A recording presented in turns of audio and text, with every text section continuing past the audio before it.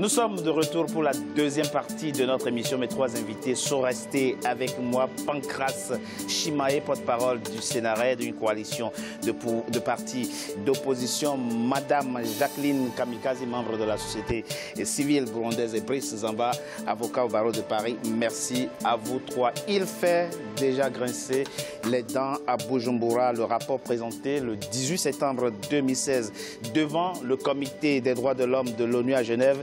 Un rapport qui recommande à la CPI d'ouvrir d'urgence une enquête préliminaire, ce qui déjà fait bondir les autorités de Bujumbura. On écoute à ce propos Nancy Ninette Mutoni. Elle est la chargée de communication du CNDD-FDD, le parti au pouvoir. La procureure de la CPI ne peut pas ouvrir une enquête sur une simple demande des particuliers, et surtout des gens qui sont opposés au pouvoir en place et qui ont tout fait pour le faire tomber, en passant par les insurrections violentes, en passant par ces insurrections criminelles, le coup d'État du 13 mai. Et, quand même si ces gens étaient crédibles, nous savons très bien que la procédure de la CPI, c'est pas dans ce sens. Ils ne peuvent pas ouvrir une enquête sur simple demande des gens ou des ONG ou même des médias, si puissants puissent-ils être. Et donc, conformément au statut de Rome, ils ne peuvent pas recevoir des plaintes des particuliers. Sont ces ONG, même s'ils se disent prétendent de défendre les droits de l'homme. Et nous sommes confiants que quand même, les Nations Unies auront entendu la voix des Burundais, ce que pensent les Burundais à ce sujet, et j'espère qu'ils ne vont pas discréditer une organisation aussi puissante et aussi respectable comme l'ONU en demandant l'ouverture d'une enquête sur le Burundi. Ce serait ridicule, ce serait scandaleux. Brice Nzamba, oui. La commission d'enquête sur les droits de l'homme au Burundi est-elle fondée à saisir la CPI? Oui, parfaitement. En fait, la commission doit rendre donc son rapport au niveau du Conseil de sécurité, et le Conseil de sécurité est considéré comme ayant compétence pour saisir la CPI sur des cas de violation ou d'atteinte au droit international humanitaire. Mais elle veut que ça soit fait avant le 27 octobre. Pourquoi avant le 27 octobre? Non, bon, alors, ce qu'il faut savoir, c'est qu'il y a, puisque entre-temps, le Burundi a anticipé en essayant de prendre le devant pour sortir donc du statut de Rome. Et donc, il y a une procédure interne d'abord qu'il faille respecter. Donc la procédure interne, c'est ce que les autorités burundaises ont donc suivi jusqu'au bout, c'est-à-dire initier un projet de loi de sortie. La loi de dénonciation donc, de ces statuts a déjà été promulguée. Alors il reste la deuxième partie, c'est ce que prévoit l'article 127 du statut de Rome, notamment. Il faut notifier la sortie. Il faut notifier la dénonciation auprès du secrétaire général des Nations Unies. Donc, à partir de la notification, il y a un délai de 1 an pour qu'il y ait une sortie effective. Ça a été fait en octobre 2016 déjà. Alors, ce qui a été fait, c'est la notification, ou c'est plutôt la promulgation de la loi. Donc, il faut voir, parce que c'est à partir de la notification que le délai commence à courir. Et même là, quand on notifie, la CPI est toujours compétente pour connaître des crimes commis durant le délai de 1 an. Donc, en ce qui concerne donc, le Burundi, les crimes commis avant, encore faut-il prouver que la dénonciation a été faite, c'est-à-dire qu'il y a une notification de la dénonciation. Au Burundi, dites-vous, dans la période d'1 an qui ont succédé à la lettre de retrait adressée au secrétaire général des Nations Unies relève de la compétence de la CPI. Tout à fait. Et qu'est-ce qui va se passer si la CPI et le Burundi dit non, je ne veux pas d'enquête dans mon pays, je ne veux pas d'enquêteurs de la CPI sur mon territoire? Mais les enquêtes, comme on l'a dit ici, les enquêtes peuvent se dérouler à l'intérieur, comme les enquêtes peuvent se dérouler par faisceau de témoignages, par recoupement, etc. Et puis des mandats d'arrêt vont être lancés. Il faut comprendre qu'aujourd'hui, on est en 2017. C'est-à-dire que le temps de l'impunité organisée à l'intérieur, parce qu'on contrôle tout le système judiciaire, tout l'appareil militaire, etc., aujourd'hui c'est fini. Aujourd'hui, on peut commettre des crimes à huis clos, ou on croit commettre des crimes à huis clos, mais ça ne s'arrête pas là. C'est-à-dire qu'aujourd'hui, avec le relais des organisations internationales, le relais des réseaux sociaux, on peut avoir des preuves, des crimes contre l'humanité, et la CPI va faire son travail. Madame Kamikazi, Madame Mutoni dit ça discréditerait l'ONU, que la CPI accède à cette demande d'enquête préliminaire dans votre pays, le Burundi. Vous êtes de son avis? En fait, la façon dont ça s'est fait aussi le Burundi, l'acharnement qui a suivi tout ça, ce n'est plus crédible tout ça. On ne comprend plus rien. il y a tellement... Vous pensez qu'il y a acharnement contre votre pays, le Burundi? Ah oui, il y a un acharnement. Parce que vous dites qu'ils ont refusé que les enquêteurs aillent au Burundi. Oui. Il y a eu d'abord une première commission. Oui. On inhibe quelque chose comme ça. Oui. Ils ont été au Burundi. Ils ont été même avant cette commission. Mais le rapport a été contesté. Il a été contesté. Oui. Pourquoi? Parce que le Burundi, il a produit un contre-rapport qui n'a pas été montré à personne. Alors ils ont dit non, c'est pas possible. Du coup, cette commission est venue. Finalement, ils ont dit s'ils viennent, que nous on les amène partout et qu'après ils ne disent pas ce qu'ils ont vu, qu'ils créent les rapports à eux, qu'ils les créent dans les coins comme ils le font toujours. Donc c'est pour ça qu'ils ont refusé que l'autre commission y aille. Parce que la première commission n'a pas fait n'a pas dit ce qu'il a vu. Pouvez-vous imaginer que, peut-on imaginer que les autorités de votre pays acceptent effectivement que la CPI engage une enquête, ouvre une enquête préliminaire dans votre pays? Non, moi je ne suis pas là pour imaginer. Et coopère, puisque c'est de ça qu'il s'agit surtout, coopérer avec ces juridictions internationales. Moi je ne suis pas là pour dire ce qu'engager le gouvernement. Je ne sais pas ce que le gouvernement peut penser, mais moi en tant que Burundaise, je pense qu'il y a eu quelque chose qui n'est pas net dans cette histoire. Il y a un acharnement sur le Burundi, et ça, tout Burundais comprendrait qu'il y a quelque chose qui est caché.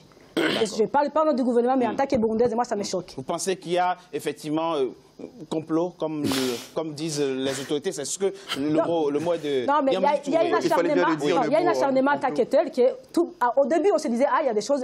Tout le monde croyait, lui, c'est mon frère, je n'ai rien contre lui. Bien sûr. On suivait ce qu'il disait, ah oui, c'est dingue quand même. Mais après, quand on a vu l'acharnement, tout le Burundais s'est posé la question, il se passe des choses. Au début, on nous a vendu les génocides de Tutsis. Mais il faut arrêter. Là, je viens de là. J'ai assisté à un mariage dans ma famille de 4 nièces et neveux, des mariages mixtes. Mais qu'est-ce qu'ils vont nous sortir encore? On va en parler, on se pose la par question. rapport à la qualification des infractions pénales qui ont pu être commises très rapidement. Laisse-moi un petit peu. Parce que la difficulté qu'il y a aujourd'hui, c'est que le pouvoir de Nkurunziza ne refuse pas qu'il a tué. Il refuse la procédure. Il ne refuse pas qu'il a tué, il refuse que les autres qui ont tué ne soient pas avec lui. Les opposants, vous dites? Mais vous savez...